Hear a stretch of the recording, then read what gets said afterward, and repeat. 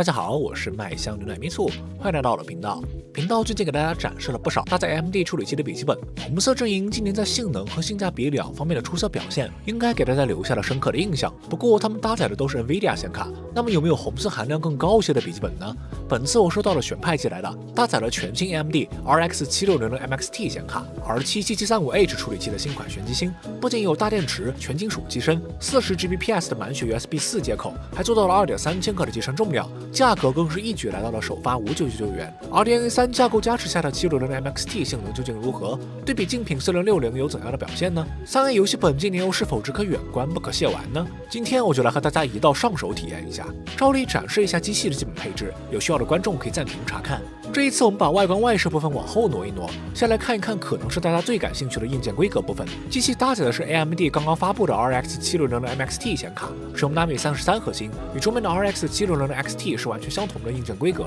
，32个计算核心，64个光栅单元，2048流处理器和32兆的无线缓存。规格上对比去年的6650 MXT 是完全一致的，显存也是同样的128B 的8G， 不过速度由16Gbps 提高到了18Gbps， 同时晶体管的数量也从1110万个上升到了1330万个。AMD 官方标注的单精度和半精度浮点具有翻倍还多的提升。760的 MXT 也引入了动态功耗的概念，基础功耗120瓦，额外有10瓦浮动。处理器方面，选派选择了 R77735H 8核16线程12CU 的 RDNA 2核显，虽然名字是7000系，不过对于笔电比较熟悉的观众应该都已经知道了，这颗处理器其实就是上一代 R76800H 的重命名版本。不过考虑到机器5999的首发价格，77735H 倒确实是游戏党的一个性价比选择。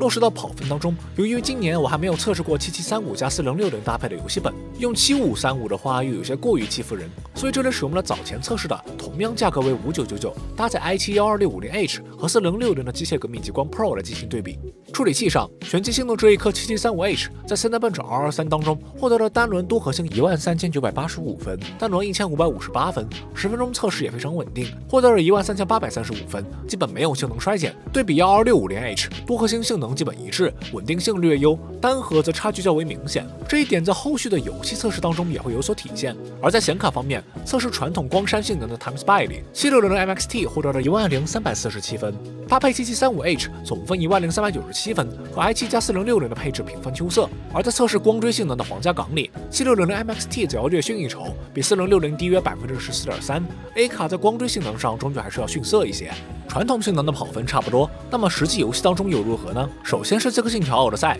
这个游戏是 AMD 的传统优势了，全分辨率下平均帧数，R7加760的 MXT 的搭配都超过了 i7加4060，最低帧数更是呈现出完全的碾压。同为性能 A 的，确实还是照顾自家人呀。同样 AMD 优势巨大的还有战区2， 1080P 下直接跑出了足足100帧，稳定性也同样出色，1440P 下也有超过12%的平均帧数优势。这对于 COD 玩家来说是个好消息，妈妈再也不用担心我在码头里喷龙息的时候掉帧了。地铁离去里，760的 MXT 也同样领先，平均帧和 low 帧都有优势。AMD 这一代也算是成功在主流价位配置征服了1440P 的 Ultra 画质显卡离去了。这个势头到了2077当中就放缓了，1080P 下平均帧高了2帧，1440P 下1% low 高了3帧，二者总体处在同一水平。想要 2K 畅玩，还是得借助一点别的手段。到了地平线5里，760的 MXT 就比较吃瘪了。1080P 下对比4060落后超过了10%，好在原生的1440P 下差距尚且还能够接受，1% low 帧甚至能反超，原生分辨率流畅游玩还是可以做到的。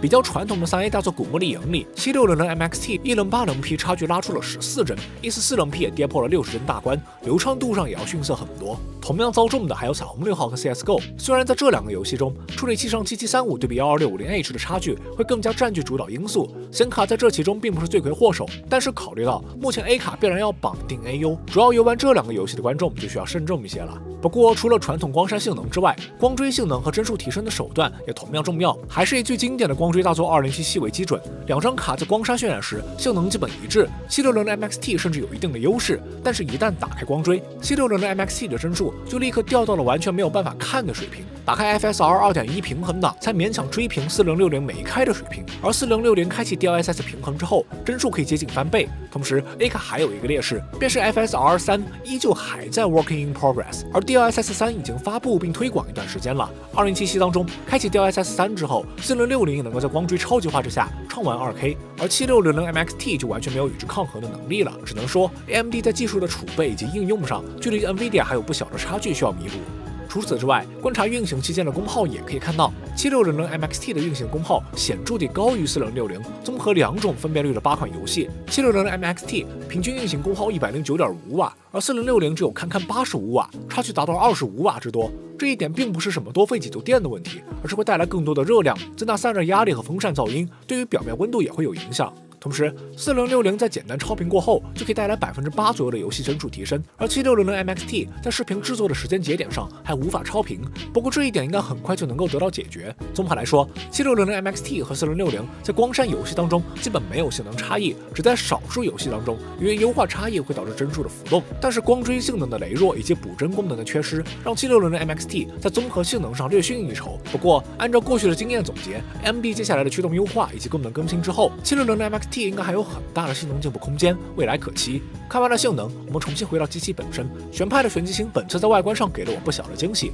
目前市面上同性能档次6000元以内的新品游戏本，基本都标配大塑料机身，少数如极光 Pro 这样 AC 面金属的，也只是重压的铝材，而且整体质感一般都差强人意。但是玄机星却极为少见的，在5999这个价位拿出了全金属的机身，甚至屏幕面都采用了铝合金，而且表面经过阳极氧化工艺处理，不仅质感非常好，抗污能力也极强，完全不沾指纹，不沾猪油。机身重量还控制在了2.3千克左右，便携性良好。机身尾部、屏幕下方等等位置还有大量 CNC 的花纹，边缘也有 CNC 倒角，手感非常舒适。屏幕支持单手开合，屏轴稳定性和阻尼感调试也非常上道。我毫不夸张地说，放到万元价位也是相当能打的。8000元以内的新品游戏本里，你几乎找不到比它质感更优秀的，更别提它把价格压到了5999，放在一众蓝天同方之流当中，完全是凤凰入鸡笼。而在外观设计上，玄机星要偏张扬一些，官方为其命名为墨家国风机甲风格设计，银色和橙色的搭配让人眼前一亮。A 面有玄字 logo 以及 MetaMac 的花纹，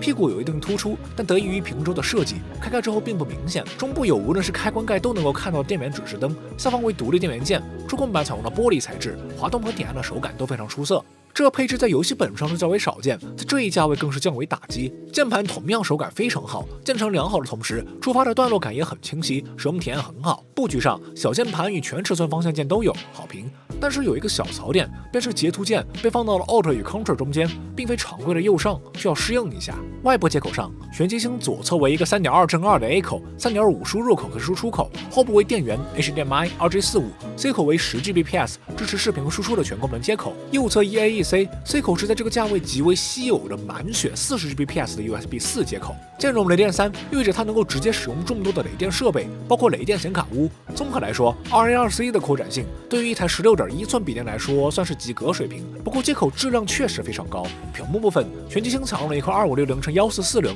165赫兹的 IPS 屏幕，IDA64显示面板来自京东方，实测色域容积100% sRGB， 覆盖96.5% sRGB， 中星最大亮度340尼特，均匀度表现非常出色，只有下方一处亮度308尼特，对比度1145:1，色温6800K， 默认色准略差，平均 Delta E 1.76， 最大3.98，伽马值偏差较大，同时屏幕色调有些不理想。本次照例制作了7000K 色温的校色文件，使用之后对于观感的提升还是比较大的。有需要的观众可以关注之后私信我，输入玄机星校色文件来获取。看完了外观外设，我们来看看散热实测部分。室温26度电高，控制台狂暴模式，单靠 FPU，CPU 封装功耗显示为72瓦。不过这是因为 AMD 的 Smart Shift 机制所导致的功耗抓取错误，实际 CPU 核心功耗需要减去显卡功耗，约为65瓦左右。温度维持在80度，噪音50分贝，双烤则会达到65+85，合计150瓦核心功耗。温度92+73度，噪音57.5分贝，整体散热能力正常。但是机器由于全金属机身的缘故，表面温度控制就比较一般了。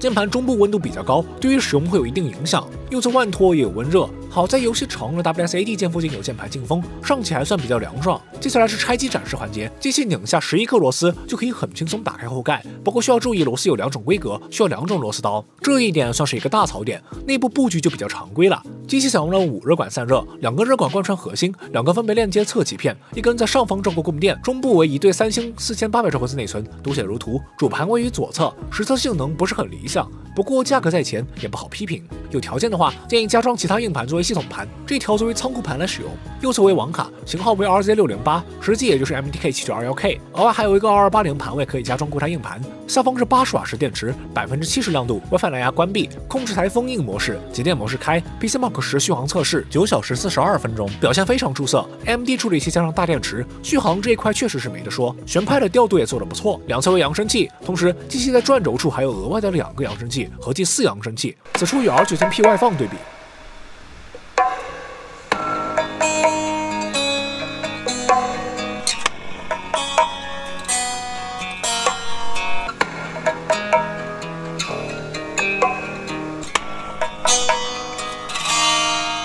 让我与你握别，再轻轻抽出我的手，直到思念从此生根，华年从此停顿。热泪在心中汇成河流，热泪在心中汇成河流。总结部分，玄派的玄机星作为今年的第一批3A 游戏本，其性能基本符合我的预期。传统光栅能够和4060打平，光追和 FS2 则尚有差距，综合可以算作是略逊于4060，未来提升空间很大。但是笔电作为一个综合的硬件系统，并不是只有核心配置这一项。回到玄机星本身，比起竞品舍弃一切去 cost down 来保持核心配置，玄机星在保证了基本性能的同时，给出了越级的全金属机身、触感极佳的键盘和触控板、罕见的 USB4 接口，这些完全超乎了其价位水平的外围配置，使得其在真正使用的时候，比起外围简陋的竞品，日用感受上是有不小的优势的。选购建议方面，在我看来，除非对于 AI 视频剪辑等工作有较大需求，又或者对于光追有执念，否则的话，目前的6000价位段新品里，玄机星确实是一个不错的选择。5999就能够买到一台全金属、质感出众的游戏本，性能还可以和4060摆摆手腕。不过，牺牲一点细分性能来换取更好的外围配置，这个交易划不划算，最终还是要取决于屏幕前各位自己的需求和喜好了。以上便是本期视频的全部内容。觉得有意思的话，不妨点一个免费的赞；觉得有帮助的话，也可以长按点赞，一键3连。接下来频道将会带来更多更有意思的笔电新品评测，感兴趣的观众可以点关注。此外，本期视频将会从评论区抽取3位点了关注的观众，免费送出玄机星系列机械键盘。大家可以在评论区积极留言，聊聊对于 AMD 移动端未来的期望，又或者对于机器本身的意见和建议。我是麦先生的米醋，我们下期再会。